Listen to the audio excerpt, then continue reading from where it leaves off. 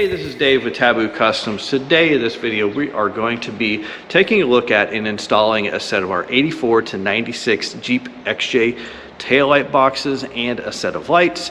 So first we're going to take a look at the Jeep we've actually installed one on. We'll take a look at the original taillight, the new taillight box, and then we'll take a look at the kit and start the installation. So let's get going. All right, now this Jeep, if you are watching this video, is a parts Jeep for us. One of the leaf springs actually pushed up through the floor on that side, so that's why it may look a little wonky. Here, this obviously is the stock taillight. Actually, these are in pretty good shape, but a lot of times if you're someone that does go out wheeling, if you just tap anything, pretty good sized branch, obviously a tree, taps this taillight, it's going to be in a million pieces. Just like that. So that's a lot of the reason why we've gone and we've created these taillight boxes for those that kind of want to upgrade and have a little bit more protection when they're wheeling. So now we'll slide over and we'll take a look at the new taillight box. All right, well, here is one of the taillight boxes, how they look when they are installed. You know, one of the things that we tried to do is stay inboard of the side of the Jeep just a little bit, so you did catch anything on this side, it wouldn't grab that taillight box and want to try to rip it off. But essentially, you know, trying to make sure we have something, you know, better protect the taillights and look good at the same time. Let's go ahead and we'll take a closer look at the box itself and the light kit, if you so choose to get a light kit with it. Now, here is one of the boxes by itself. Obviously, you buy a kit, you'll get two boxes, one for each side. They will come raw, so we've already painted these for this install in this video. Now, the box is all 10 gauge construction, will mount to the original mounting location, so you don't have to add any holes. Can use the original mounting hardware. It has some adjustability, and we'll show you that once we get ours installed. So we find that, especially in the older Cherokees, the hatch may not be exactly square once you start putting these on there, so you have some ability to line these up from left to right there a little bit, find the best fit. Now the holes down here, this is basically for a 6.3 inch oval light, your pretty standard trailer light. Now this, I think the opening here is technically, I think, about 6 5/8 tall by about 2 5/8. This down here is for your standard 2-inch round light. You know, it's about 2 3/16. And on the side here, we've got a hole for a penny light, so that's a 3/4 inch hole there for your standard penny light. Now, right now, we do offer a light kit that you can purchase with these boxes. This is an LED light kit. So with this light kit, you'll get a diagram, and I should have mentioned you also get instructions with these boxes. Pretty simple to install, as you'll see here. But the biggest thing there might be the wiring on the back of that tells you which wires are which. Now, if you get the light kit, we'll give you a bit of a bigger diagram, because you do have to make sure you connect to the right things, because this one especially can be a little confusing, because you'd look at it and think the black is the ground, but it's not. White's the ground. So yeah, and you kind of see that because it's got a little ring on it. But anyway, we'll cover that when we get in the light kit. Now, this light, obviously LED, has the reverse light, stop light, tail light is all in this one. We've got a turn signal, then we've got a penny light here that can be used as the marker light, as well as the side turn signal for this. So this is the kit we're going to be wiring up as we go through this install. Now, of course, you're going to probably need a few other things. You'll need some sort of butt connectors, or however you want to connect your wires. We're actually going to have some WD-40 too, because one of the biggest pains can be getting these grommets in here, depending on what lights you use. I know a couple of these might be a little bit difficult, because you got to try to make these holes tight enough to hold that light fairly snug, but also make it loose enough so that you can get it in there. It's really kind of a pain. Now, one thing that you might need if you are going from standard incandescent lights to LED lights is you might have to deal with fast flash if you don't want your blinkers to blink really fast. Got a couple of options for that. You can add resistors in, and if you do, you basically go in and add them in between the power and the ground for things like, you know, like your turn signals down here. You can see how we show an optional resistor between the power and the ground. Basically, that's what this is. You just wire that in with the wires there to add some resistance, since that LED turn signal doesn't have the same amount of resistance as the incandescents. Or you can go with a different flasher module, and that flasher module then can help to get rid of that fast flash if you do have that issue. So now what we're going to do is we'll go ahead, we'll go to the install, we'll pull out the old light, start installing the new light. All right, so one option you have for doing the wiring here, and what I would recommend if you want to go this route, is I actually recommend taking this panel off, because then you can disconnect the connector inside of here, pull the whole wire out, and do this on a bench. We'll go ahead and do it here just to make it more painful for the video, because that's currently how we roll. This side's really easy to take this panel off. We've got one screw here, screw there. This really, you know, you might as well go ahead and probably remove all these screws down here. This Jeep is so rusted out though that we don't have to remove those screws. And basically you can just pull this panel, this side, pull it from the bottom out. Now you'll still have it around the seat belt, so just pull that panel inward. This one over here, a little bit more involved. You still got the spare tire stuff in there. The bracket here you'll have to remove because it's connected there, and then there's a couple more screws in there. They can basically do the same thing, and we'll try to show you here. Give me a second.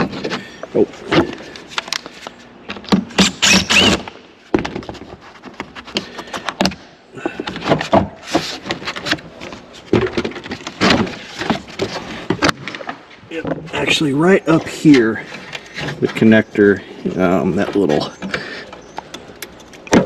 piece there, you've got the connector there, and this actually goes down to the light, so you can disconnect that, pull the whole wiring harness for the lights out. Quite a bit easier. Okay, so if you don't want to do that and you want to do this the hard way, we'll go ahead and we'll do it that way here in the video. So for removing these bolts, there'll be three, one at the top, two at the side. We're missing one. 10mm socket.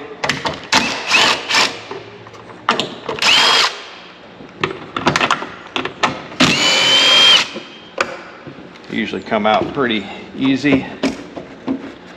The stock taillights have a little tab down here that goes over a round piece, so you have to pull out and pull up. With that, there will be 4 sockets in the rear, and if you are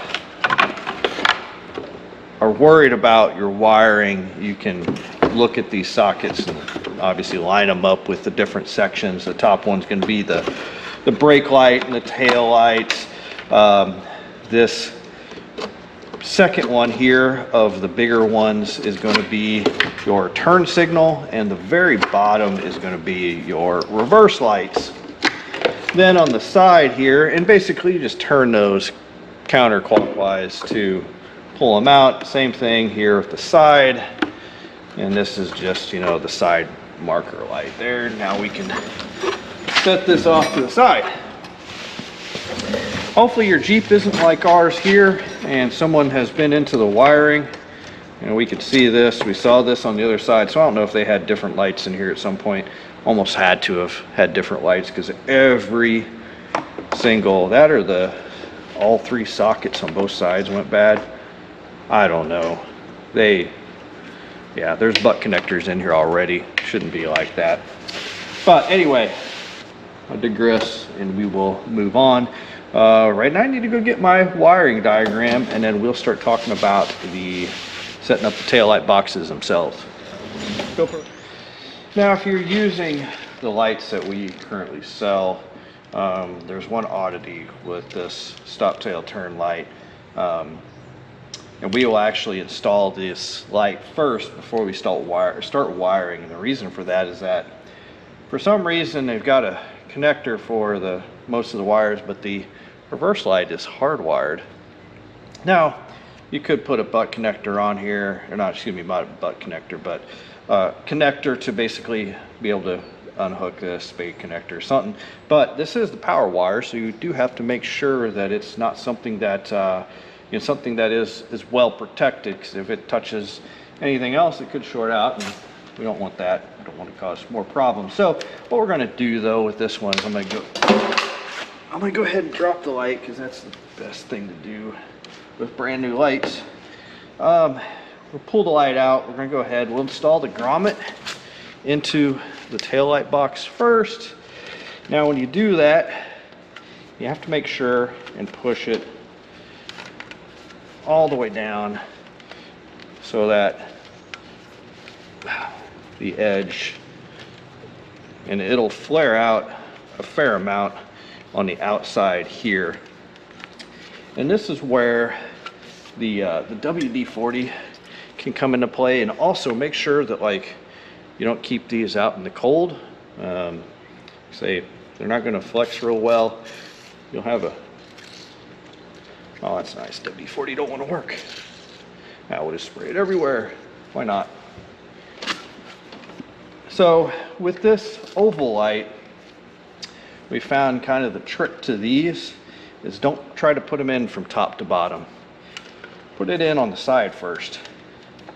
Get the side started, and then push it in that way so that you're doing the top and the bottom at the same time, somewhat.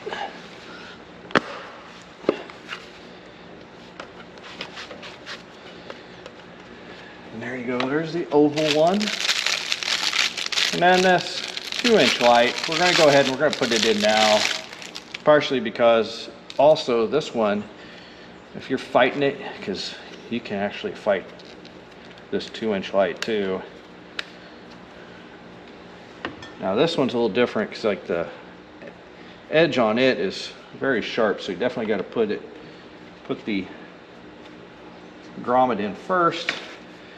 So we just got one side fixed, and we'll work our way around. We've got it kind of messed up, so we'll kind of move it around if you need to. Small pick or a small flat screwdriver, which we have here. Get it in there and make sure to get the edge to where it's sticking out and not rolled under. There you go. You go ahead and put a little WD-40 on here too. And these can be more of a pain because they can be really hard. We'll have to hold on to the back of the grommet. We basically make a fist and we push on the back of the grommet. It helps when I do that on video. And then push the light in from the front side. And then we've got WD-40 everywhere. Now we don't worry about the penny light. These penny lights here that we use, if you're using different penny light, you might need to do that too. But the penny lights we use are actually really easy to get in, and we'll show you that here towards the end. But anyway, so what we're gonna do, we'll go ahead, we'll set that aside for now. We'll wire up the reverse light last so that we're not fighting that thing the whole time that we're messing with this. So we'll go ahead, we'll get started. We've obviously got our connector for our stop tail and reverse light, not stop tail turn. We'll have to clip off this round connector on the end with the clippers that we've now lost because there's stuff everywhere. All right, now you've got a set of these, this wire diagram, or you can use this for some assistance. Like I said, the stop tail turn one is going to be the one that has 3 wires coming out of it. All the other ones are going to have 2. So you'll have 3.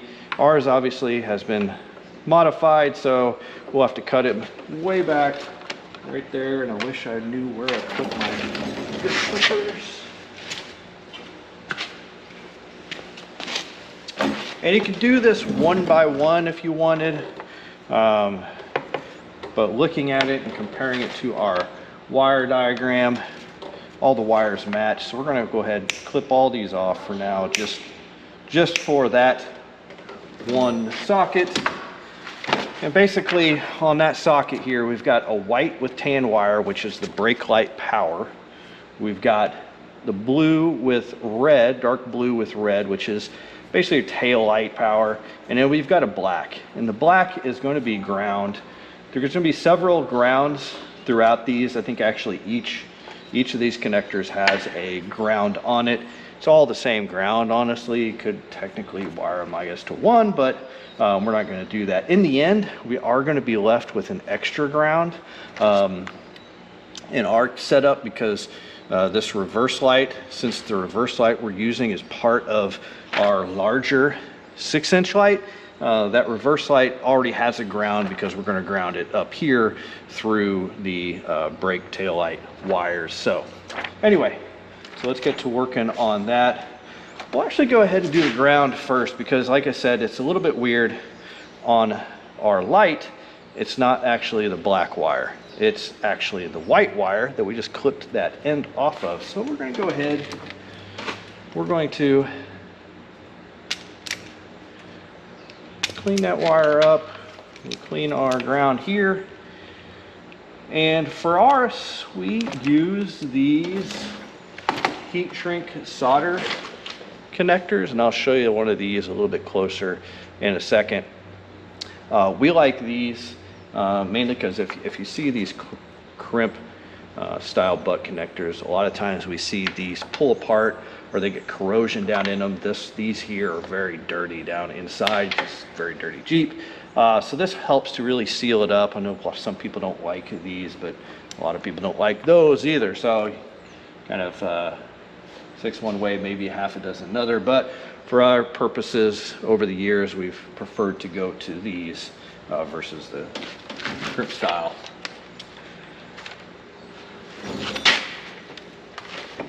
Now for connection on these, what we would normally do is we'll go to the hardest wire first to get to, which is probably going to be, for in our case right now, this body wire, since they'll connect to the body.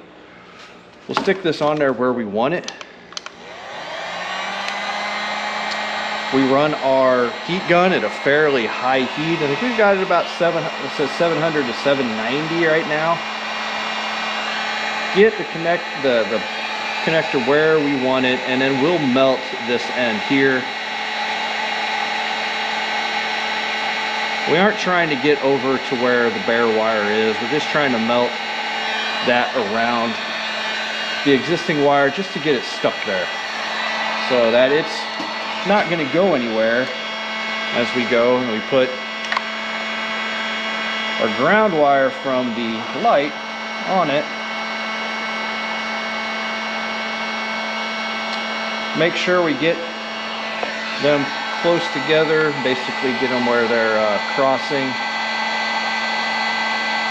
and then we will melt both sides of the heat shrink on the wire, and then we go after the solder in the center. And we will heat this up until we start to see the solder flow. And here in a second, I'll try to get that camera and get it closer so you can see what we see whenever that solder flows.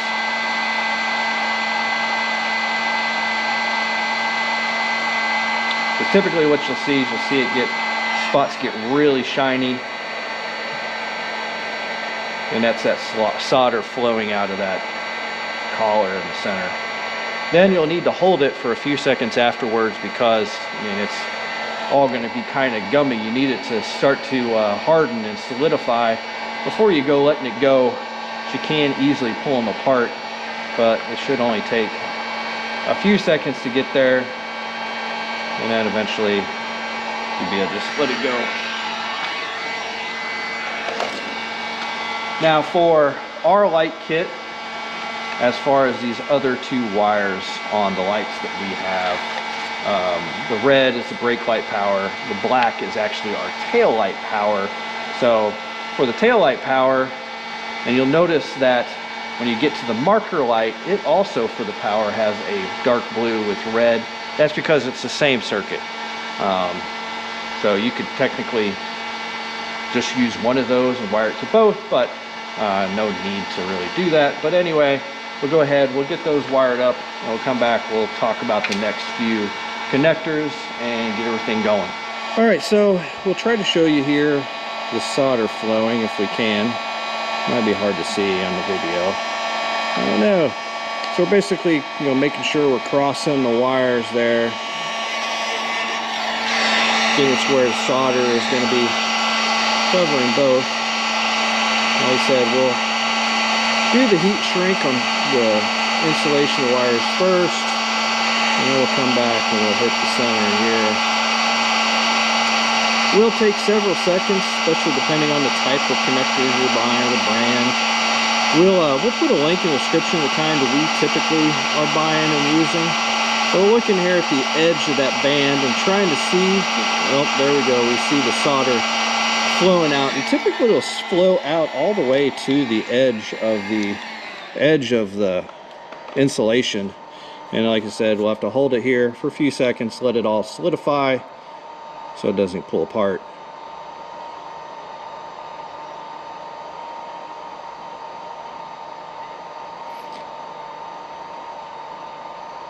Now, one thing you can do, these connectors, and if we typically don't, we usually find they work out pretty well, but if you were worried about that, you can put black tape over them. We typically won't do that unless we got like a rogue wire that stuck out, and like put a pretty aggressive bump in the connector itself, because we don't want that to rub on something and wear it down through that. So we may put some tape on those, but like these here will be just fine. All right, so going down through here, we'll run through these other connectors here really quickly, other sockets. So this is the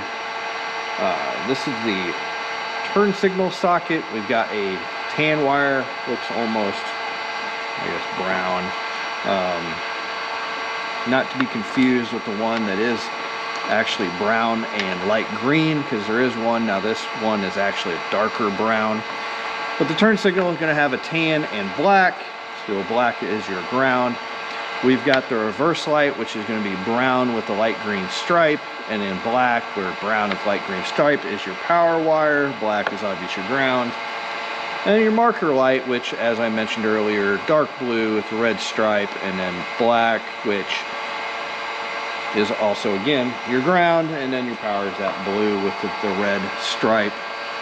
The only oddity, and depending on how you want to do your wiring, is technically, I think with FMVSS, the Federal Motor Vehicle Safety Standard, that outer penny light needs to blink as a turn signal as well. So that's why with ours, it's got 3 wires, where the red wire, I believe, yeah, the red wire is actually the turn signal power wire. So that is the only odd one with the rest of this kit. Everything else is pretty much 1 for 1. Whereas whenever we do this wiring, we go ahead and we connect this, we're actually going to have to take those 2 and then connect both of them to our turn signal power, which was the tan one. So we'll have these 2 here with the tan. Because of that, we actually won't use one of these red. I've got some larger blue ones that we'll use for that, since we've got to go over these 2 pieces. Now you could, I guess, connect it here and then go back in here and splice in and connect it there, but that's kind of asinine, so we're not going to do that. But anyway, we're going to continue here wiring. We'll run through this, and then once we get done with this, we'll talk about mounting the boxes up.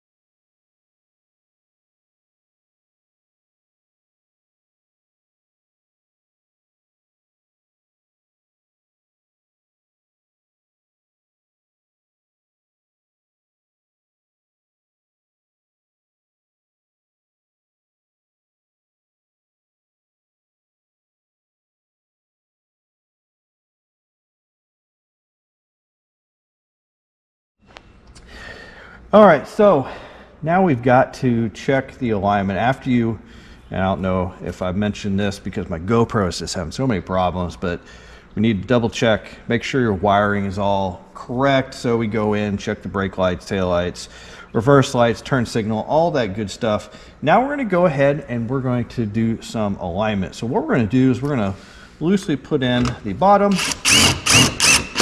bolt and then the top bolt. And this top bolt, what we can do is we can move the light back and forth. And so we're gonna get it to where, right about in the middle, we're gonna close the gate.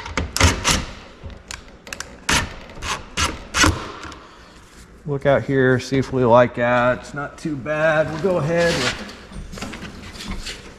close the gate, see how it lines up. Honestly, not too bad. I think we're pretty well there. Once you get it to where you want it, we'll go ahead, we'll put in that third bolt, and we should be good to go from that point.